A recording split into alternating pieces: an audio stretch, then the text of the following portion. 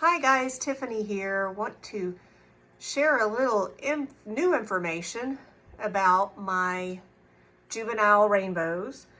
I have been calling these turquoise rainbows, and it's partially true, but it's not completely true. I saw turquoise rainbows with their colors, basically the males turning on their colors to try to impress the females. And and some of these are turquoise, but some of them have red tails. Turquoise rainbows don't have red tails. So it was probably close to 2 weeks ago, and I was cleaning the tank under this one, the one that's super close to the floor, my 20-gallon long. And I was really close, my line of sight was really close to this rainbow tank, and I realized some of these have red tails. And I came to realize that, and it's even more obvious now than it was 2 weeks ago, but I realized that many of these rainbows I've been calling turquoise are actually MacCullochi.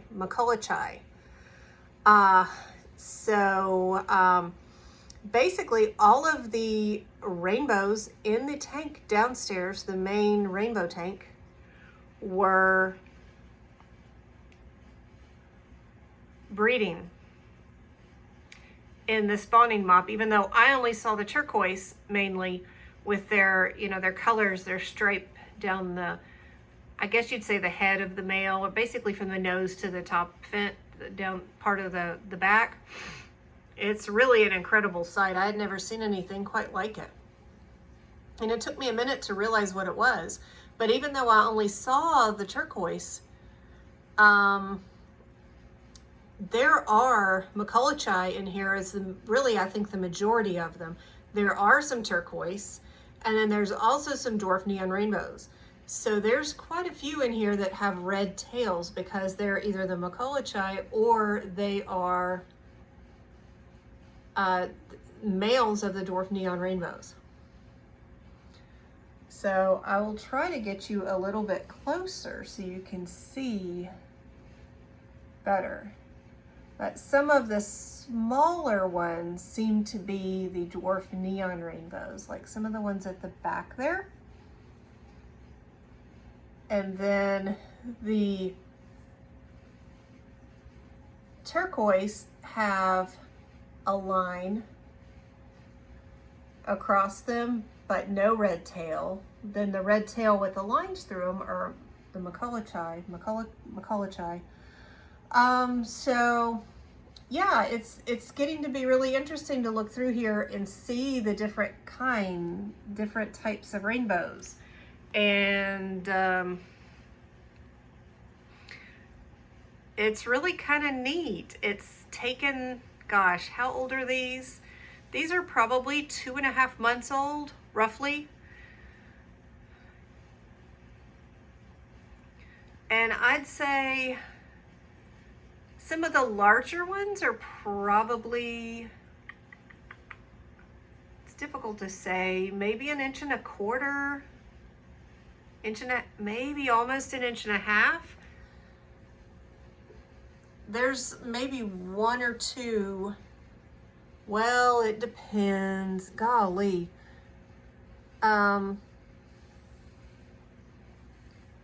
So yeah, so kind of surprised by all this. I keep calling these turquoise rainbows, and they're turquoise rainbows.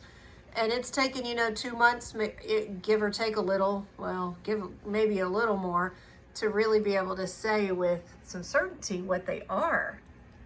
But I'll try to get you a little closer. And if this is focused well enough on some of these, you can see their markings better. It's just been so cool to see these guys grow, and now to start seeing their color and their, lines or patterns develop.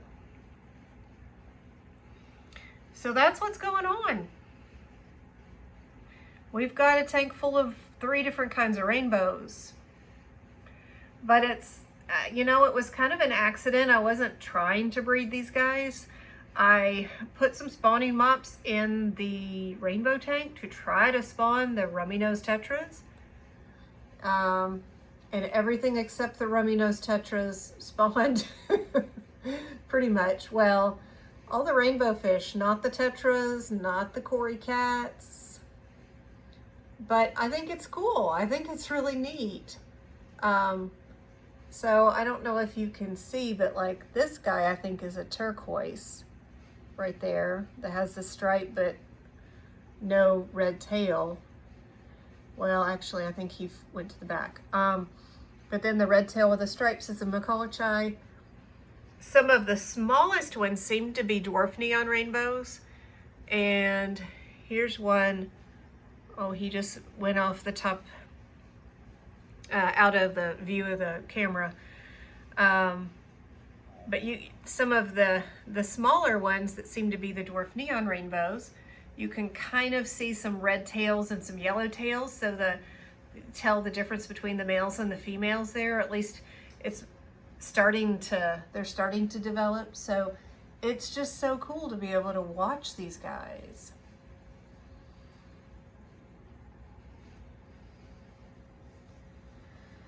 So yeah, there is back there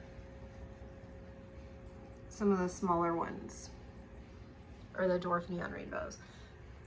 So I just wanted to share that little bit of information. And I'm just gonna start calling these my I guess juvenile rainbows. But before long, they're just gonna start to be subadults. I don't know, they're doing really well. In this 29-gallon tank, they have been doing really well. I give them about a 50% water change approximately once a week. Sometimes it goes to 9 or 10 days, but don't let it go more than about 9 or 10 days. They have an aqua clear 50 hang on back, and then a sponge filter, and that's about it. I was kind of careful with the flow from the hang on back, especially when they were smaller, and sometimes would have it turned down, but they don't seem to mind it. You can tell they really use the whole tank. It's not like they avoid that area or anything. So yeah, we have a variety of rainbows. It wasn't my intention, it was kind of an accident, but it's been pretty neat.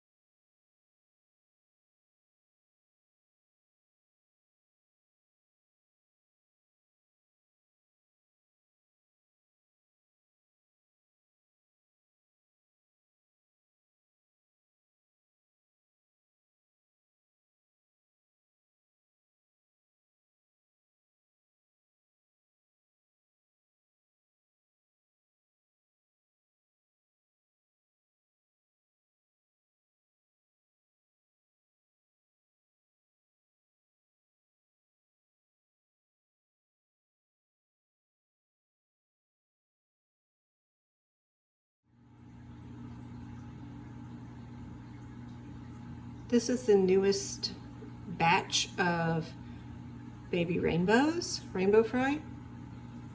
It's a bunch, because there's some over here.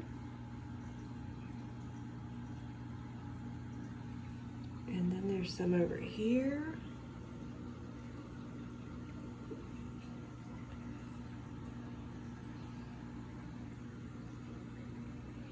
Some of the smallest ones, smallest, I don't even know if the camera will focus on them, are back here at the back.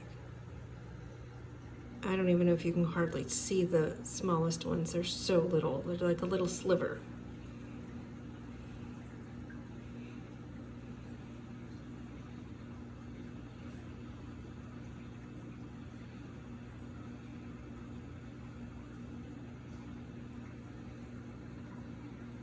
Yeah, one of the smallest ones that I see. I don't know that the camera's gonna focus.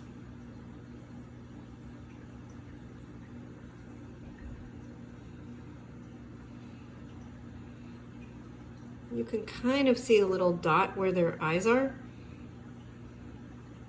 Little black.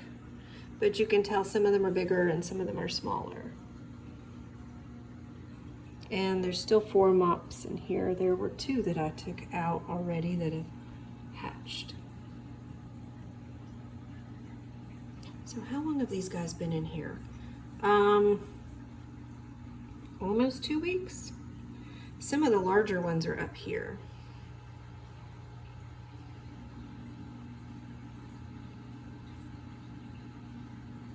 So yeah, I'm gonna turn their heater back on. I just did a quick water change on their tub, and I need to feed them for the last time tonight. Let me go ahead and feed them. So these guys get fed at least 4 times a day. And the really, really small ones that are mostly at the back really need the powder food. They can't eat baby brine shrimp. At least these small ones at the back can't. Now honestly, some of these bigger ones can, and I need to probably go get them some baby brine. Because they get fed at least 4 times a day, sometimes 5. And it's probably easier to see these bigger ones.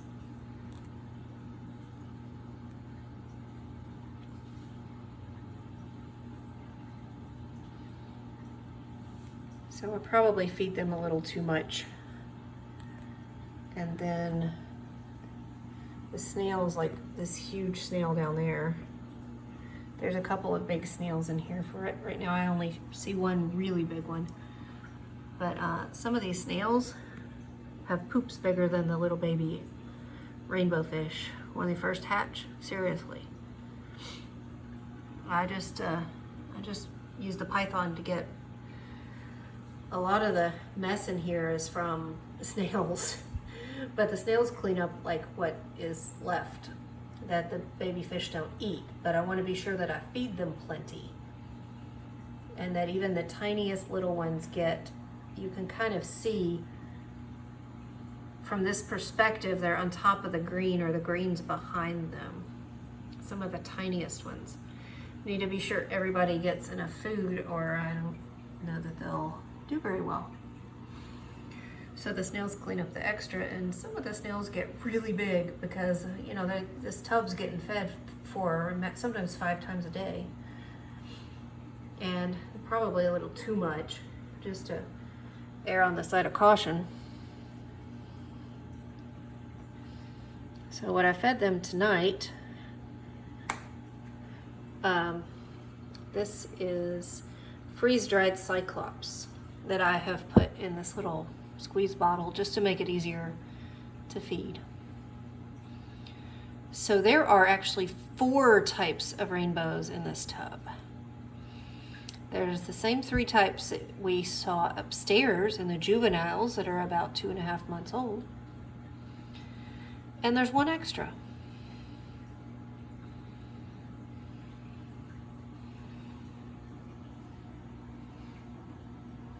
And actually some of the largest ones, I believe, are the extra. They are the ones that in the 2 mops that, the 2 spawning mops that hatched first.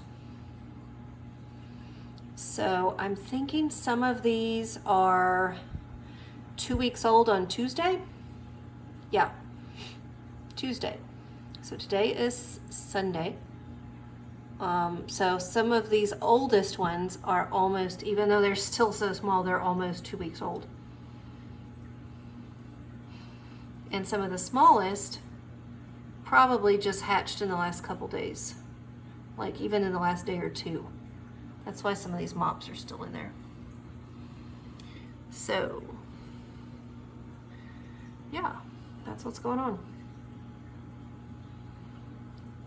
So when they are brand new little babies, There's a few different powder foods that I feed them. The freeze-dried Cyclops, there's also golden pearls. That's like, I think 50 to 100 microns, the smallest. I think it was the smallest or next to the smallest available of the golden pearls.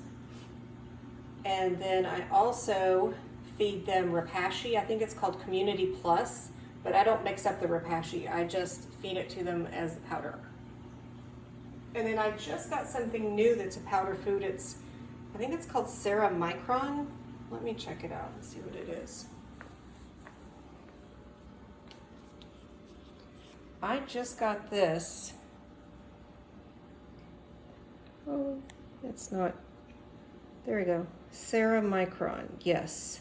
This is a powder fry food that actually works really well for tiny, tiny little fry, like those guys that are too small to eat baby brine.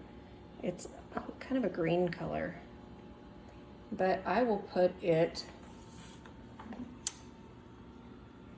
I'll use like a butter knife or something. And I've also seen folks use a paintbrush or a makeup brush and dip it in there and then just tap it into wherever the baby fish are. But I don't know, I've just been using like a butter knife or kind of spreader thing, and it works for me.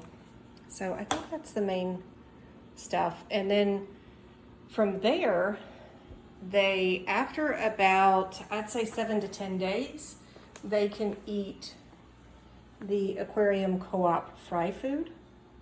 This is a little bit bigger than the other powder foods that I start them on. And they'll eat the live baby brine or frozen baby brine at that time. And what else do I give them? I think that's the main thing. You just have to be real careful. So that's what's happening. We're gonna turn, oops, I kicked that over. All right, where's our stuff? We are going to plug this little USB pump back in, and I have a little thing on here to be able to adjust the airflow so that this doesn't bubble too hard. And honestly, you can see a lot of them going back to the back. The smallest fry, the newest hatch fry, stay away from the sponge filter. But you can see how, even though this is bubbling over where the sponge filter is, if they're on the kind of left side of this tub, there's not much water movement. That's really important. And then the heat, it's set at about 81, roughly. Probably about 80, yeah, around 80, 81, sometimes 82. They really need to be at least 80 degrees. So that's what's going on. We've got more rainbow fry coming along. So I'll share with you how these guys do. We'll probably be moving the juveniles, and then out of the 29, and at some point in a few weeks, these are going to need to go in there. They're more in this tub than my first group. So they are not going to be able to stay in this tub. You can kind of see how many there are and how full this tub is. It's going to be difficult to keep them in this tub as they keep growing. There's just so many of them. I'm probably going to have to move them earlier than that first group. So this is exciting.